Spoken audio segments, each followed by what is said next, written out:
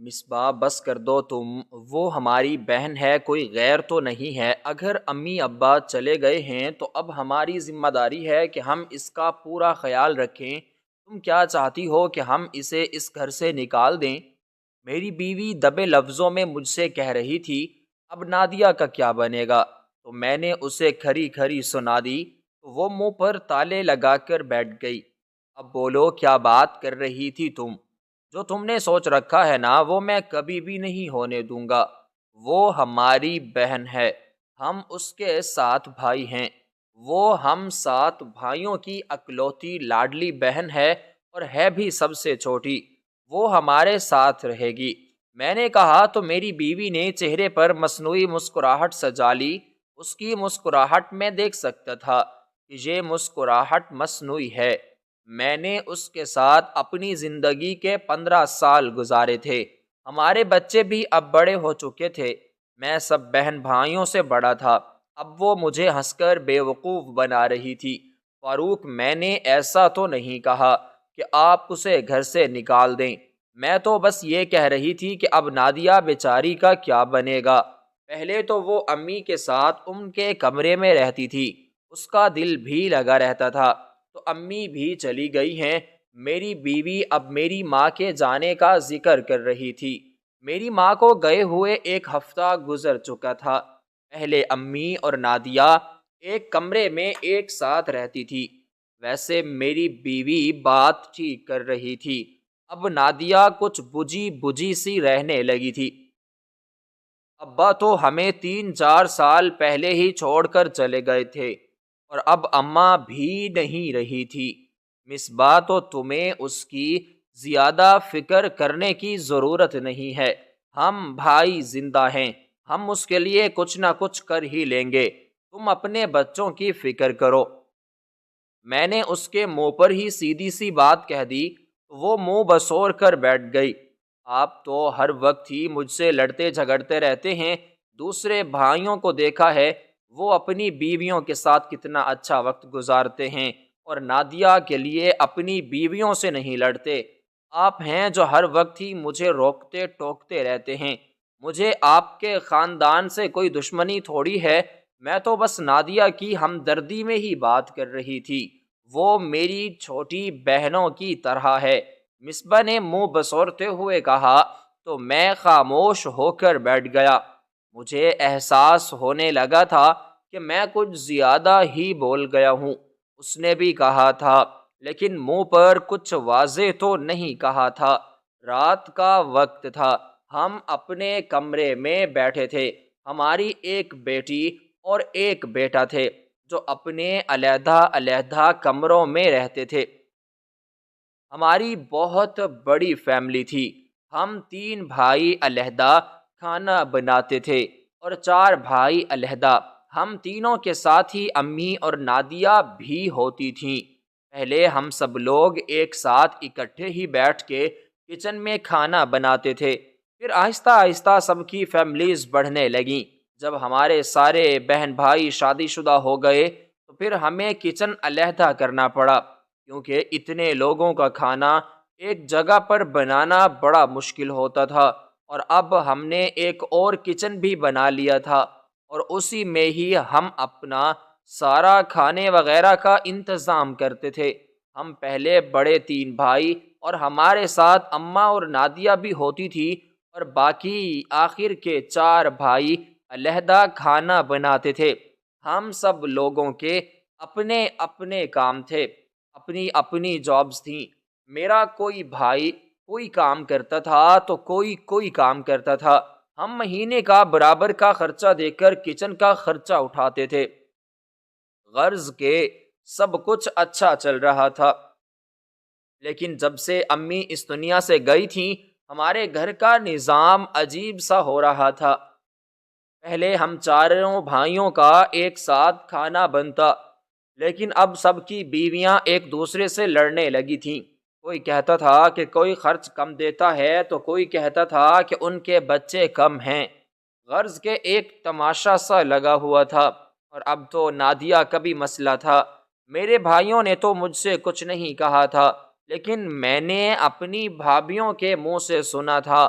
وہ کہہ رہی تھی کہ نادیہ کا بوجھ کون اٹھائے گا۔ وہ عجیب بات کر رہی تھی۔ پہلے اماں تھی، اماں کا بوجھ بھی اٹھا لیتے تھے، وہ بوجھ تو نہیں تھی، وہ ہمارا فرض تھا جو ہم کر رہے تھے، اور اب ہم نے نادیہ کا بھی کرنا تھا۔ نہ جانے کیوں میری بھابھی نے ایسی باتیں پھیلا دیں، اور شاید انہوں نے میری بیوی کے بھی کان بھرے تھے، یا شاید میری بیوی نے ان کے کان بھرے تھے۔ مجھے کچھ پتہ نہیں تھا۔ میں نے سوچا تھا کہ میں اپنے بھائیوں سے اس بارے میں بات کروں گا، لیکن رات ہو چکی تھی۔ میں نے سوچا کہ کل بھائیوں سے بات کروں گا۔ 2 دن پہلے ہی ہمارے گھر سے سارے مہمان، ننیال وغیرہ والے سب لوگ چلے گئے تھے۔ اب ہم گھر کے ہی لوگ باقی رہ گئے تھے۔ میرے باقی کے 4 بھائیوں کو تو کچھ پتہ ہی نہیں تھا، کیونکہ پہلے ہی اماں اور نادیہ ان کے پاس نہیں رہتی تھی، وہ شروع سے ہی ہمارے پاس رہتی تھی۔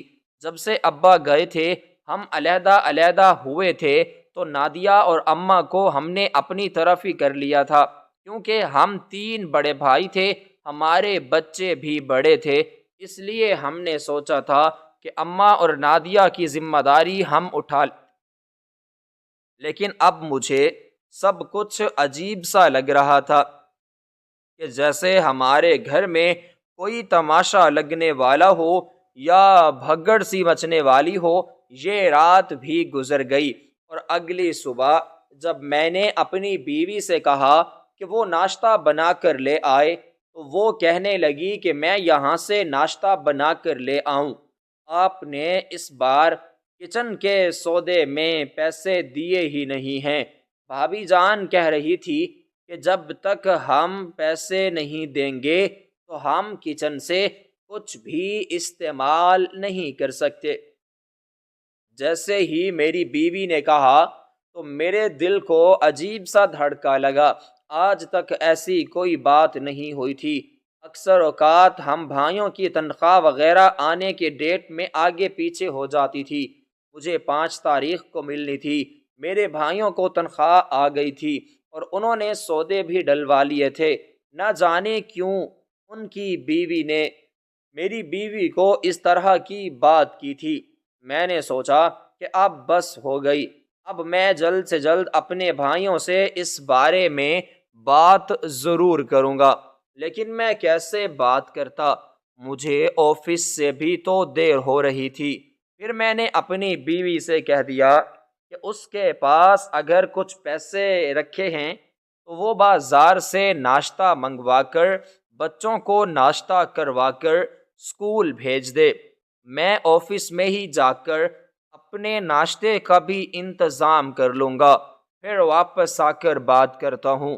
بھائیوں سے تو وہ اس بات میں سر ہلا کے رہ گئی، اور کہنے لگی کہ میرے پاس کچھ سیونگز تو بچی ہے، لیکن اتنے نہیں ہیں کہ میں گھر کے سودے میں دوں، اس لیے میں نے نہیں دیے تھے۔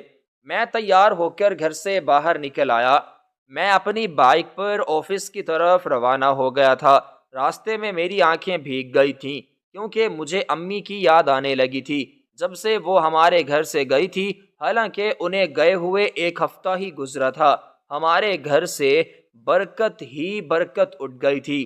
پہلے ہم بھائیوں میں کبھی بھی جھگڑا نہیں ہوتا تھا، اور نہ ہی ہماری بیویاں ایک دوسرے سے لڑتی جھگڑتی تھی، نہ ہی کبھی پیسوں یا سودے وغیرہ کے تانے مارتی تھی۔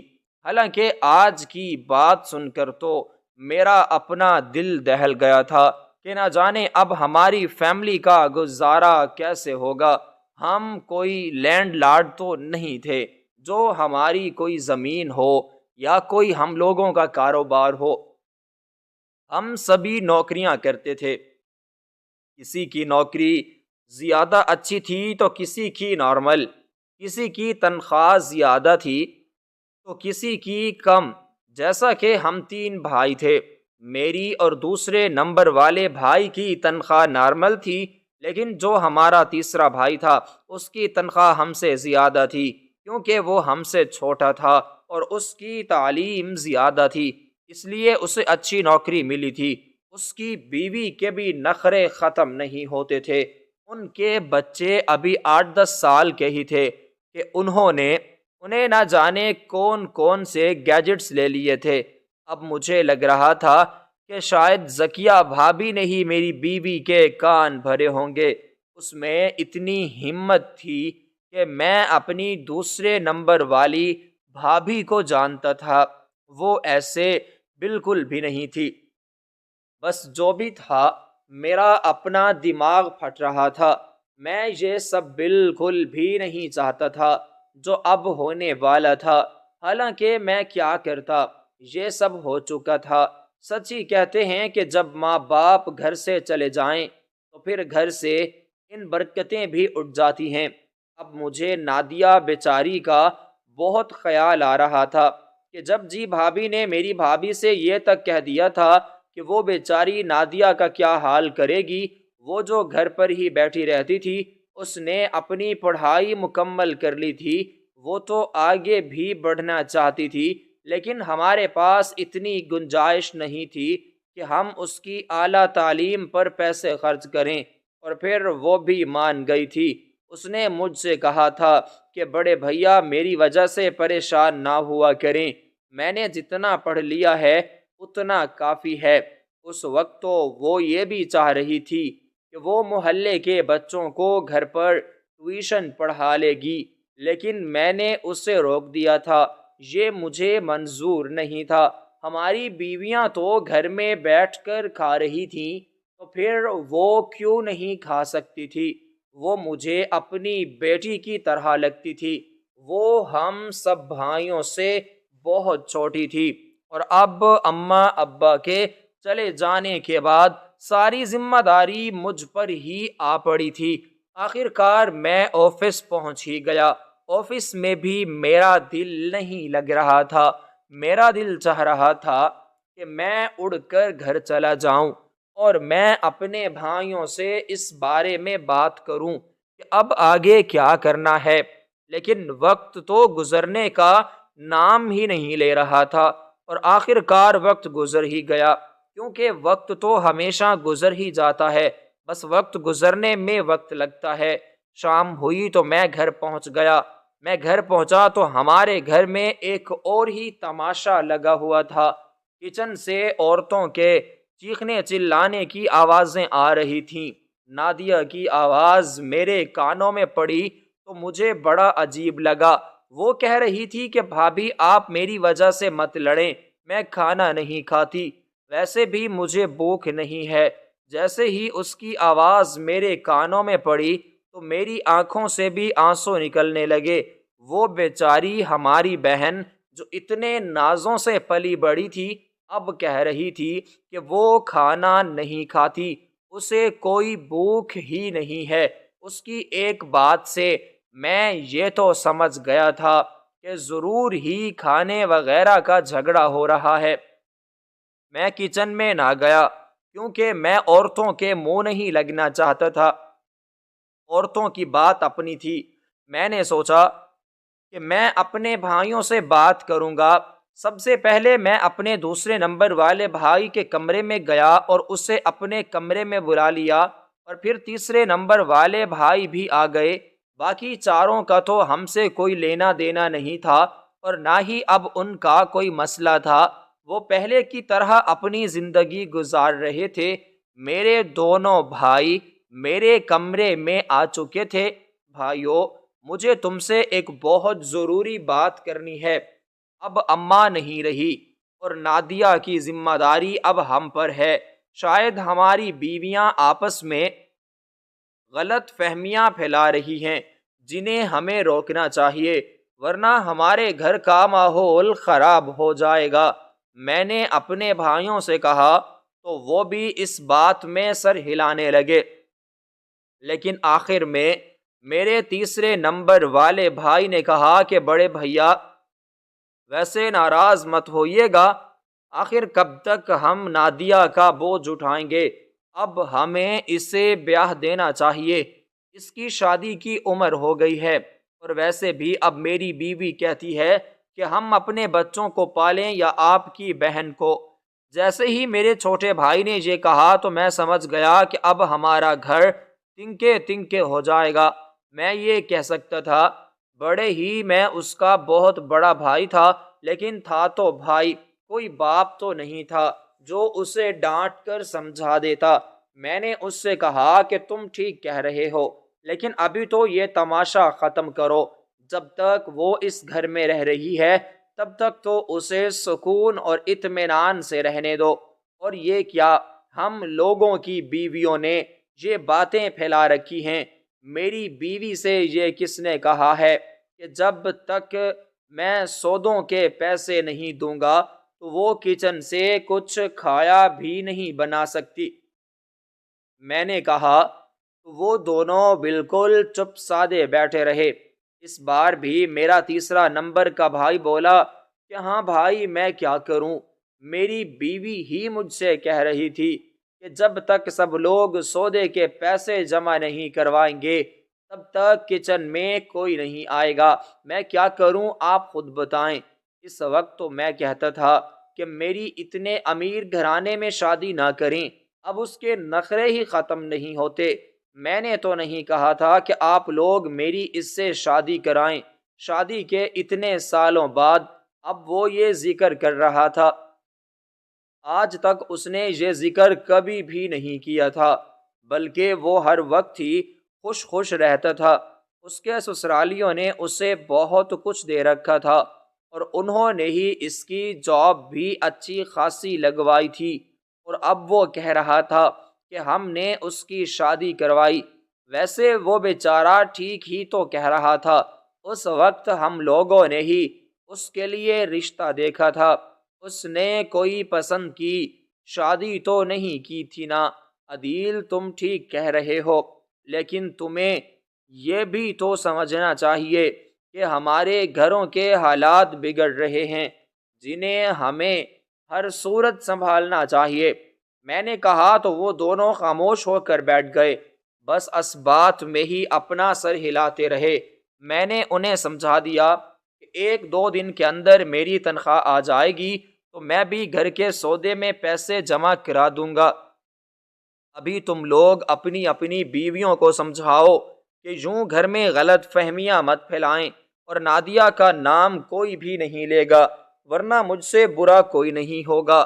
میں نے انہیں دو ٹوک انداز میں کہا۔ میں جانتا تھا کہ وہ میری بات سمجھ چکے ہیں۔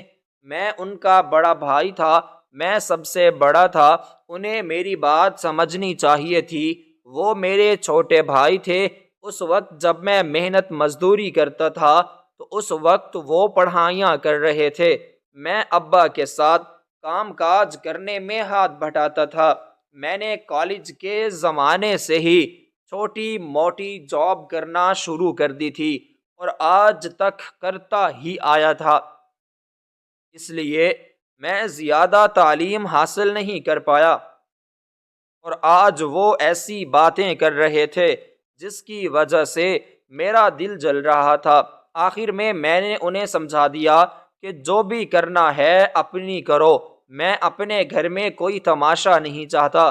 میں نے یہ کہا تو وہ وہاں سے جانے لگے، لیکن آخر میں میرے دوسرے نمبر والا بھائی رک گیا اور کہنے لگا کہ ان چاروں کو بھی تو کہو، ان کا بھی تو فرض بنتا ہے کہ وہ بھی نادیہ کی کفالت میں کچھ نہ کچھ حصہ ملائیں، وہ صرف ہم تینوں کی بہن تو نہیں ہے۔ زاویار نے کہا تو مجھے بالکل بھی اچھا نہیں لگا، نہ جانے وہ کیوں ایسی باتیں کر رہا تھا۔ پہلے بھی تو شروع سے نادیہ اور اماں ہمارے پاس رہتی آئی تھی، اور اب تو اماں بھی نہیں تھی۔ انہیں تو ایسا محسوس کرنا چاہیے تھا کہ جیسے ان کا بوجھ کم ہو گیا، کیونکہ وہ تو نادیہ کو بوجھ ہی سمجھ رہے تھے، تو پھر اماں کو بھی تو بوجھ ہی سمجھتے ہوں گے۔ میں نے انہیں ڈانٹ دیا کہ وہ دوبارہ اس بارے میں بات نہیں کرے گا، تو وہ دونوں وہاں سے چلے گئے اور میں سر پکڑ کر بیٹھ گیا۔ تھوڑی دیر بعد میری بیوی کھانا لے آئی اور کہنے لگی کہ آپ کو نہیں پتا کہ میں کتنا جھگڑا کر کے یہ کھانا لے کر آئی ہوں۔ آپ بس جلد سے جلد کل تنخواہ ان کے منہ پر ماریں تاکہ میں کچن سے سب کچھ لے سکوں۔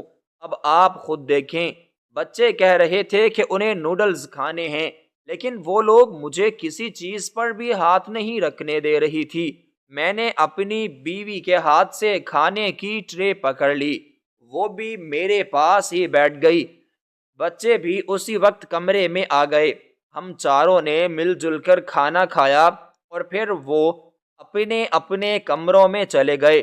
میں اور میری بیوی اکیلے بیٹھے تھے۔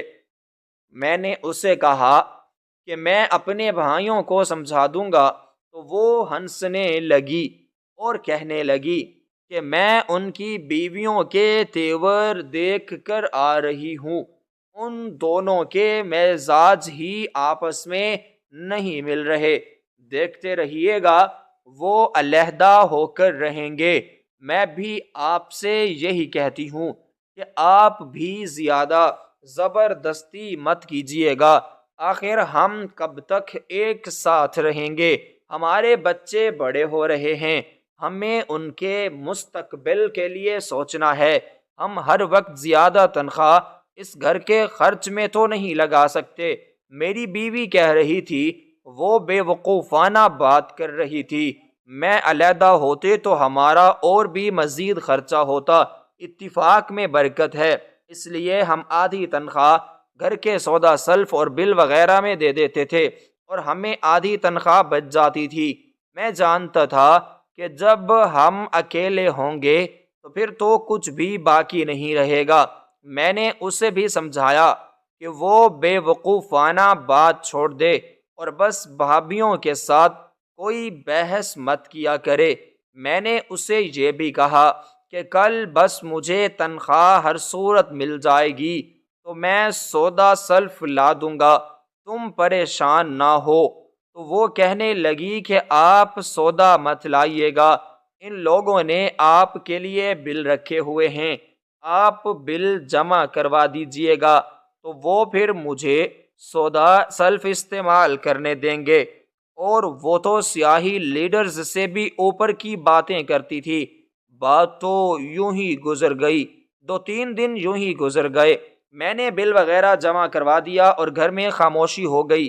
لیکن ایک دن جب میں کام سے واپس آیا تو گھر میں ایک ہنگامہ سا لگا ہوا تھا۔ میرے 6 کے 6 بھائی گھر پر موجود تھے اور ان کی بیویاں اور میری بیوی بھی وہیں پر موجود تھی، اور میں بیچ میں نادیہ بیٹھے آنکھوں میں آنسو لیے یہ کہہ رہی تھی کہ آپ لوگ پلیز میری وجہ سے مت لڑیں، میں بچوں کو ٹیوشن پڑھا لوں گی، میں اپنا خرچہ خود دیکھ لوں گی، اگر آپ کہیں گے تو میں اپنا کھانا بھی علیحدہ بنا لیا کروں گی، بس آپ لوگ میری وجہ سے مت لڑیں۔ وہ روتے ہوئے کہہ رہی تھی۔ میں نے بائک ایک طرف کو کھڑی کی اور وہیں جا کر بینچ پر بیٹھ گیا تو میری بیوی مجھے منع کرنے لگی، روکنے لگی کہ آپ بیچ میں مت بولیں، جب سب کی یہی رضا ہے تو کیوں آپ بیچ میں گھستے ہیں؟ میں نے اسے ایک ہاتھ سے پیچھے کیا اور نادیہ کے پاس جا کر بیٹھ گیا۔ میں نے اس کے سر پر ہاتھ رکھا اور اس سے پوچھنے لگا کہ تم کیوں اتنا زیادہ رو رہی ہو؟ کیا کسی نے تم سے کچھ کہا ہے؟ تو وہ جلدی سے آنکھوں میں آئے آنسو صاف کرتے ہوئے بولی، نہیں بھائی، ایسی تو کوئی بات نہیں ہے، بس میں خود ہی کام کرنا چاہتی ہوں، میں چاہتی ہوں کہ میں بھی اتنے پیسے کماؤں جس سے میرا گزارا ہو جائے، بس آپ مجھے اجازت دیں، میں کل سے ہی محلے کے بچوں کو گھر پر ٹیوشن دیا کروں گی، یا آخر آپ کو اس سے کیا مسئلہ ہے؟ میں کہیں گھر سے باہر تو نہیں نکل رہی۔ آخر میں اس کی آواز روندی ہوئی معلوم ہوئی تھی۔ اب مجھے لگ رہا تھا کہ مجھے یہ کرنا ہی پڑے گا، مجھے حالات بگڑتے ہوئے محسوس ہو رہے تھے اور گھر کو بچانے کے لیے مجھے یہ کرنا ہی تھا۔ میں نے اسے کہا کہ ٹھیک ہے بہن، جیسے تمہارا دل کرے تم وہ کر لینا، تم بچوں کو ٹیوشن پڑھا لینا، بس تم رو تو مت۔ میں نے اس سے کہا تھا کہ جو اس کا دل کرے وہ کر لے۔ میں جانتا تھا کہ یہ اس کا کوئی دل نہیں ہے، بلکہ وہ لڑائی جھگڑا ختم کرنے کی وجہ سے ہی یہ سب کہہ رہی ہے۔ میری بات سن کر میرے بھائی اور بھابھیاں آہستہ آہستہ کر کے اپنے اپنے کمروں میں چلے گئے۔ میرے تین آخری چار بھائیوں کے بچے بھی کافی چھوٹے تھے، کچھ کے تو اسکول بھی نہیں جاتے تھے۔ ہماری فیملی بہت بڑی تھی، ہم سب کے اپنے اپنے پورشن بنے ہوئے تھے۔ ہر کسی کے پورشن میں 2 کمرے، برآمدہ اور باتھ روم تھا، لیکن کچن میں صرف 2 ہی تھے۔ لیکن اب مجھے لگ رہا تھا کہ کچن بھی ساتھ ہی بنانے پڑیں گے، ان لوگوں کے تو مزاج ہی نہیں مل رہے تھے۔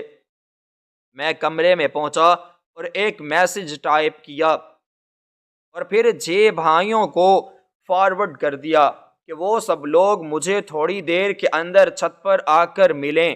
میں کھانا کھا کر چھت پر پہنچا تو وہاں کوئی بھی موجود نہیں تھا۔ میں کچھ دیر وہیں ان کا انتظار کرتا رہا، لیکن میرے 2 بھائی ہی آئے تھے جو میرے ساتھ رہتے تھے، باقی کے 4 نہیں آئے تھے۔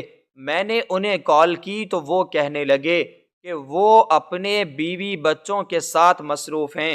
ان کے منہ سے یہ باتیں سن کر میرا دل خون کے آنسو رونے لگا۔ اب مجھے لگ رہا تھا کہ ماں باپ کے بعد گھر کیسے بکھر جاتے ہیں۔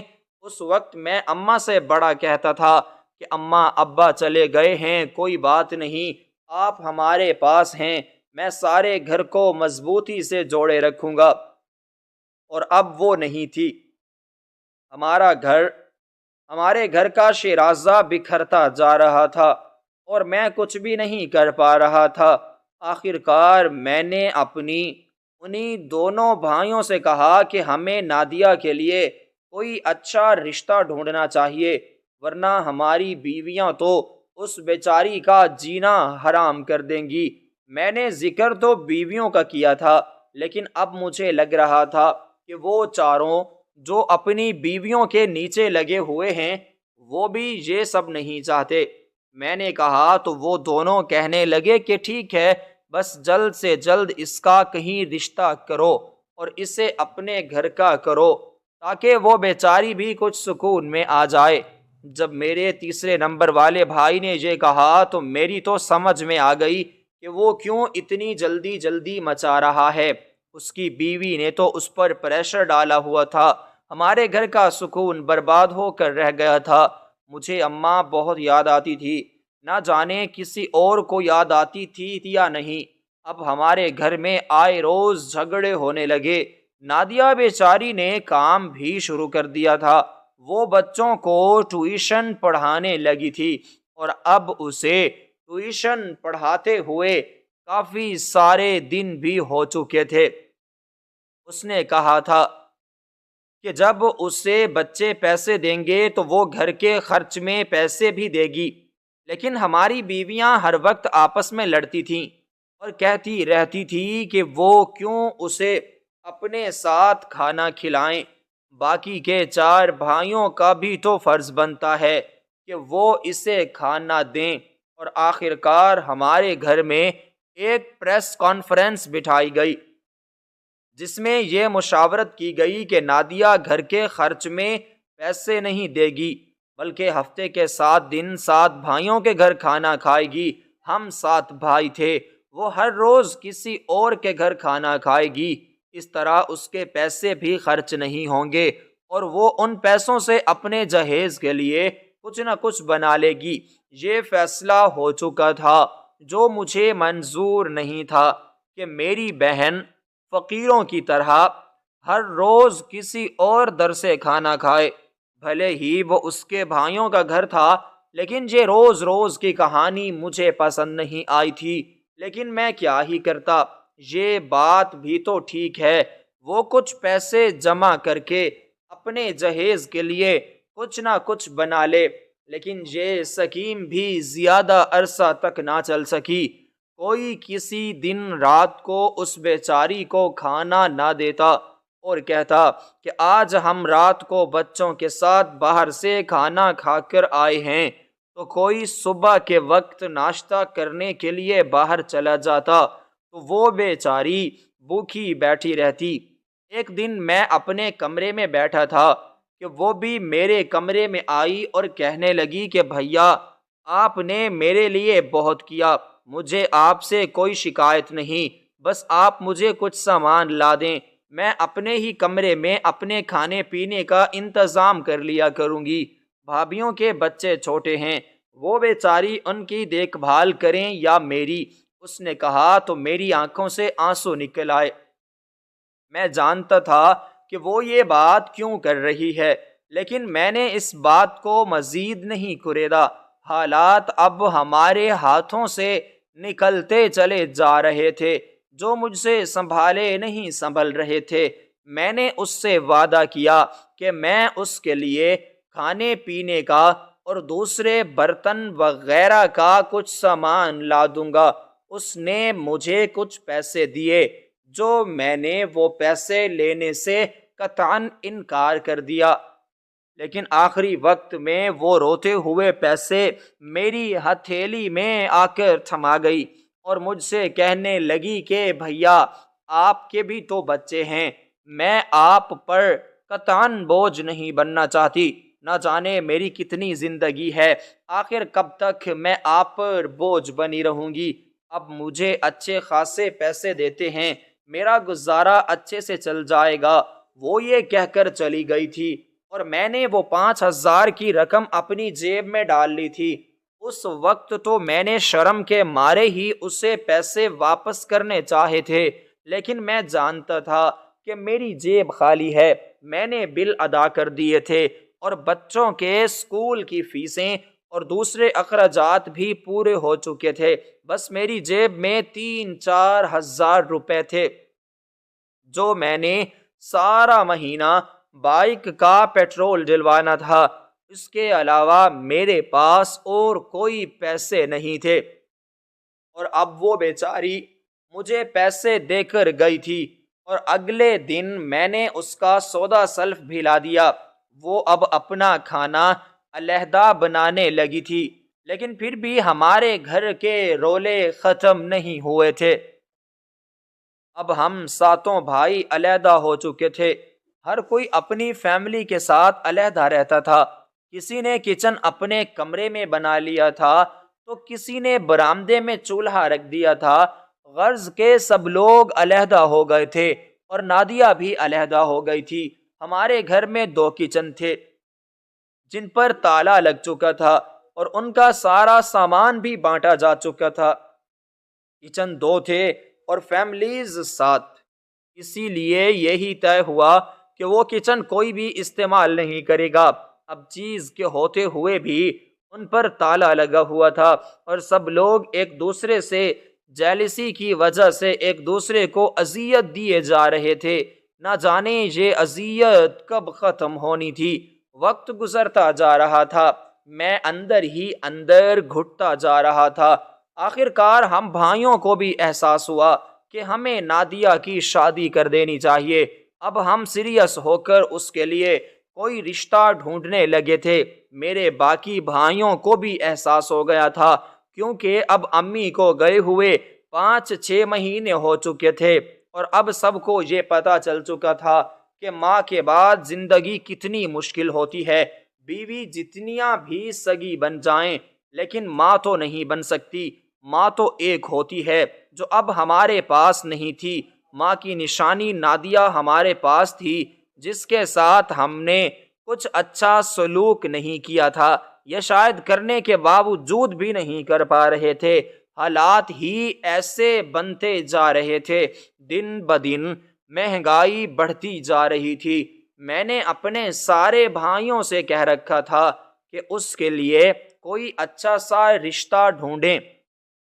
سب لوگ یہ چاہتے تھے کہ وہ اس گھر سے چلی جائے، اس لیے مجھے اس بات پر کوئی شک نہیں تھا کہ ہر کوئی دل جمی سے رشتہ ڈھونڈنے میں لگا ہوا ہے۔ وقت تو یوں ہی گزرتا جا رہا تھا۔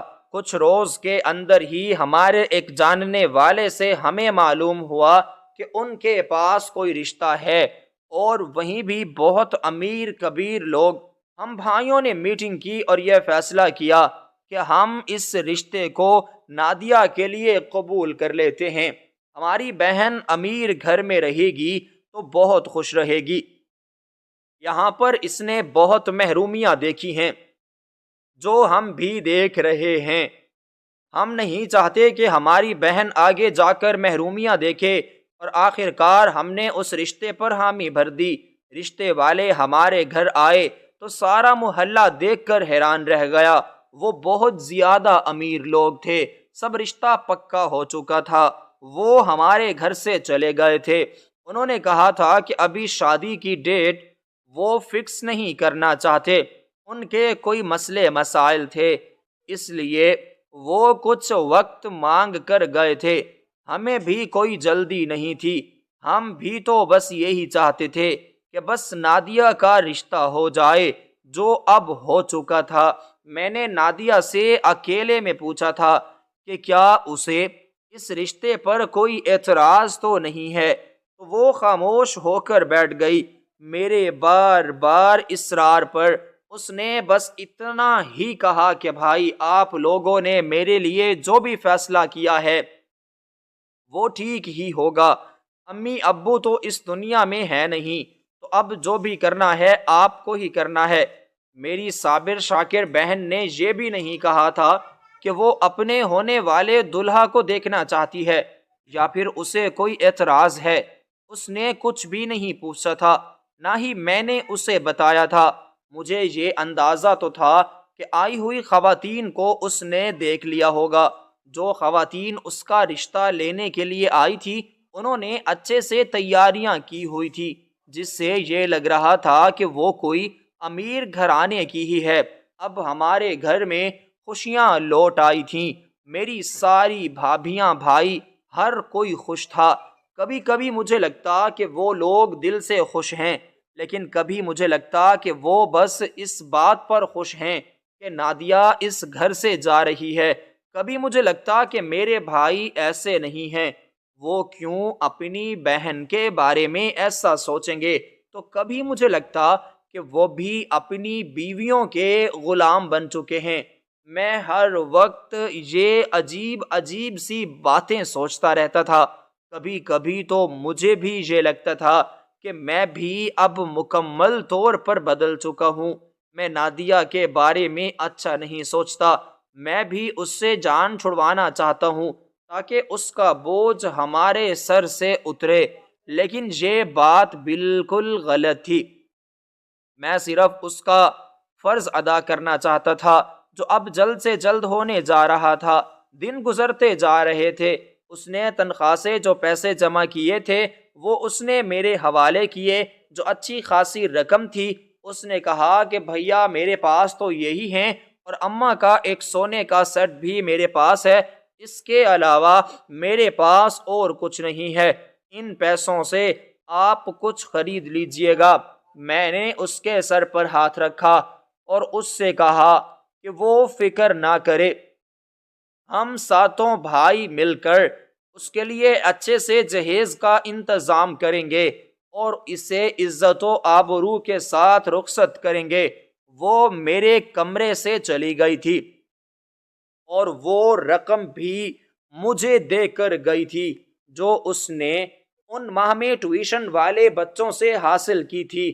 اگلے دن ہی میں نے اپنے بھائیوں سے یہ مشاورت کی تو سب کہنے لگے کہ ہمارے پاس تو کچھ ہے ہی نہیں۔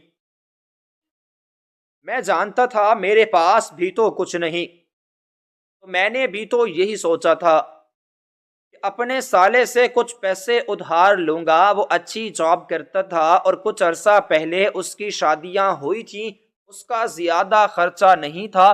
مجھے پتا تھا کہ اس نے کچھ سیونگز کر رکھی ہیں۔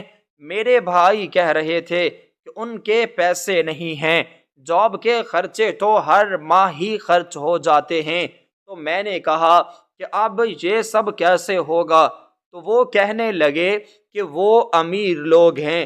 میری بھابھیوں نے بھی یہی کہا کہ ہم امیروں میں اپنی ننند کو بیاہ رہے ہیں تو پھر جہیز دینے کی کیا ضرورت ہے؟ ان لوگوں کو ہمارے تھوڑے بہت جہیز کی کوئی بھی ضرورت نہیں ہے۔ آپ لوگ پریشان نہ ہوں اور بس نادیہ کے ہاتھ پیلے کریں، اسے اپنے گھر کا کریں تاکہ اس بیچاری کو بھی کچھ سکون آئے۔ میری چوتھے نمبر والی بھابھی نے یہ کہا تھا۔ وہ واقعی میں مجھے کچھ مخلص لگتی تھی، لیکن پھر بھی کبھی کبھار میں اپنی بیوی کے منہ سے اس بھابھی کے بارے میں بھی ایسی ایسی باتیں سنتا کہ مجھے یقین نہیں آتا، کیونکہ منہ پر تو وہ بڑی اچھی بنتی تھی۔ اور آخر کار ہم نے نادیہ کو بھی بھیج دیا، اب اس گھر میں نہیں رہتی تھی۔ امی کے کمرے پر تالا پڑ گیا۔ اب ہمارے گھر میں 3 کمرے ایسے تھے، 2 وہ کچن اور ایک امی اور نادیہ والا کمرہ جن پر تالے پڑ چکے تھے، کیونکہ ہم تو 7 تھے اور وہ کمرے 3، تو انہیں کون لیتا۔ کبھی کبھی میں اس کمرے کو کھول کر جاتا، نادیہ اور امی کی یادوں کو گلے سے لگا لیتا۔ ہماری بہن ہم سے بہت دور چلی گئی تھی، اس کا گھر ڈیفنس اور سوسائٹی میں تھا۔ ہم نے بنا چھان بین کے ہی اس کی شادی کر دی تھی۔ بس ہمیں یہی معلوم تھا کہ وہ لوگ بہت زیادہ امیر ہیں، اس کے علاوہ ہم نے اور کوئی بھی چھان بین نہیں کی تھی۔ کچھ ہی عرصے کے اندر مجھ پر یہ انکشاف ہوا۔ میری بیوی نے کہا کہ آپ کو پتہ ہے نادیہ اپنے شوہر کے ساتھ لندن جا رہی ہے۔ میں نے یہ سنا تو میں بہت زیادہ خوش ہو گیا اور اسے دل سے دعائیں دینے لگا کہ چلو اب ہماری بہن دوسرے ملک جا رہی ہے۔ ہم نے آج تک دوسرے شہر کا بھی منہ نہیں دیکھا تھا اور وہ دوسرے ملک جا رہی تھی۔ اب مجھے خوشی ہو رہی تھی کہ آخر کار ہمارا فیصلہ صحیح ثابت ہو گیا، لیکن میں یہ نہیں جانتا تھا کہ ہمارا فیصلہ تو بہت ہی برا ثابت ہوا ہے۔ نادیہ کی شادی کو 1.5 ماہ ہو چکا تھا۔ وہ بس ایک مرتبہ ہی ہمارے گھر آئی تھی۔ فون پر اس سے کبھی کبھار بات ہو جاتی تھی، وہ بھی مختصر۔ وہ اپنے گھر میں بہت مصروف رہتی تھی۔ اب مجھے خوشی ہو رہی تھی کہ وہ اپنے شوہر کے ساتھ بہت زیادہ خوش ہے اور لندن بھی جا رہی ہے، لیکن میں یہ نہیں جانتا تھا کہ یہ خوشی کچھ پل کی ہی ہے۔ میں نے اپنی بیوی سے پوچھا بھی تھا کہ وہ کب جا رہی ہے، تو اس نے کہا کہ یہ تو مجھے معلوم نہیں ہے، آپ خود جا کر پوچھ لیجئے گا، لیکن میں نے ابھی تک نہیں پوچھا تھا، میں اپنے کاموں میں مصروف ہو گیا تھا۔ میرے سالے نے مجھے اپنی چھوٹی گاڑی دی تھی۔ اس نے کہا تھا کہ میں بائک پر اچھا نہیں لگتا، میری عمر کافی ہو گئی ہے۔ اس نے کہا تھا کہ آپ یہ گاڑی رکھ لیں اور آہستہ آہستہ مجھے پیسے دے دیجئے گا، تو میں نے وہ گاڑی رکھ لی تھی اور آج میں اسی ہی گاڑی میں گھر سے باہر نکل آیا تھا۔ میں نے مارکیٹ سے کچھ سامان خریدنا تھا، میں نے گاڑی کھڑی کی۔ جیسے ہی میں گاڑی سے نیچے اترا تو ایک فقیر نے آ کر میرے قدموں میں گر گئی۔ میں نے چہرہ اوپر کیا تو میں دیکھ کر حیران رہ گیا۔ وہ اور کوئی نہیں بلکہ ہماری نادیہ تھی، جو اب ایک فقیرنی بنی پھر رہی تھی۔ اس کے چہرے سے یوں لگ رہا تھا کہ وہ بہت زیادہ پریشانی میں تھی، اس کی آنکھوں سے آنسو نکل رہے تھے۔ میں نے اسے کھڑا کیا اور اسے اپنے گلے سے لگا لیا اور پھر اسے اپنی گاڑی میں بٹھا کر گھر لے آیا۔ میری بھابھیاں اسے دیکھ کر حیران رہ گئی تھیں اور کہہ رہی تھی کہ یہ کون ہے۔ سب جانتے تھے کہ یہ نادیہ ہے، لیکن حلیے سے وہ والی نادیہ نہیں لگ رہی تھی۔ پھر اس نے روتے ہوئے کہا کہ بھائی، آپ لوگوں نے تو میرے بارے میں اچھا ہی سوچا اور میری ایک امیر خاندان میں شادی کروائی، لیکن آپ نے چھان بین نہ کر کے میرے ساتھ بہت برا کیا۔ میرے شوہر پہلے سے شادی شدہ ہیں، ان کے بچے بھی ہیں۔ اب انہوں نے مجھے یہ کہہ کر گھر سے نکال دیا ہے کہ وہ مجھے نہیں رکھ سکتے، کیونکہ میں ایک غریب گھرانے کی ہوں، اسی لیے ہی میں بھیک مانگنے پر مجبور ہو گئی ہوں اور میں پچھلے 15 دن سے اپنے گھر پر نہیں رہ رہی۔ یہ بات سن کر میری آنکھوں سے بھل بھل آنسو نکل آئے۔ سب کے سب لوگ ہکا بکا کھڑے تھے۔ میری بیوی سے میں نے پوچھا کہ تم سے کس نے کہا تھا کہ وہ لندن جا رہی ہے؟ تو وہ کہنے لگی کہ مجھے تو اس کی ایک ننند کی کال آئی تھی جو کہہ رہی تھی کہ وہ میرے بھائی کے ساتھ لندن جا رہی ہے، بس اسی وجہ سے میں نے آپ سے کہا تھا۔ تو نادیہ کہنے لگی کہ ان لوگوں نے ایسے ہی جھوٹ بول دیا تھا، کیونکہ میں گھر سے غائب جو تھی انہوں نے مجھے دھکے دے کر نکالا تھا، لیکن میں گھر نہیں آنا چاہتی تھی، میں آپ پر بوجھ نہیں بننا چاہتی تھی۔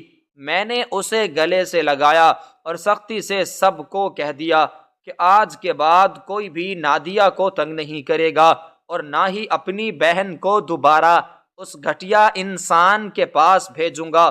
1 مہینے کے اندر اندر ہی نادیہ کو خلا مل گیا، اور پھر 3-4 ماہ کے اندر ہی میں نے اس کی شادی اپنے ایک دوست سے کر دی۔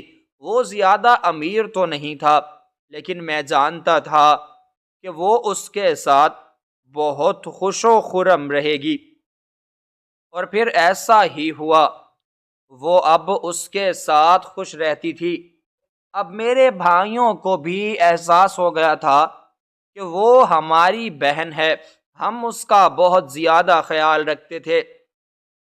اس نے بہت مشکلات دیکھی تھی، اور وہ بھی صرف اور صرف ہماری وجہ سے، لیکن اب ہم سب کی ساری مشکلات ختم کر چکے تھے۔ اب مجھے غصہ بھی آتا تھا کہ اس وقت ہم نے کیوں چھان بین نہیں کی تھی، بس ہم نے امیر دیکھ کر اس کا رشتہ طے کر دیا تھا۔ سچی کہتے ہیں کہ رشتوں میں کبھی بھی پیسہ نہیں بلکہ عزت دیکھی جاتی ہے۔ ہم نے لوگوں کو، ان کے معیار کو، ان کے خاندان کو نہیں دیکھا تھا، بس پیسہ دیکھ کر اپنی بہن بیاہ دی تھی، اور آج یہ نتیجہ نکلا تھا۔ لیکن اب تو وہ پہلے سے زیادہ خوش تھی، وہ اپنے شوہر کے ساتھ خوش تھی۔ بھلے ہی اس کا شوہر زیادہ نہیں کماتا تھا، لیکن وہ بہت خوش تھی۔ جب بھی وہ ہمارے گھر آتی تو میں اس کے چہرے پر دیکھ کر مجھے خوشی دکھائی دیتی، جسے دیکھ کر مجھے ایسا لگتا کہ میں نے اپنا فرض ادا کر دیا ہے۔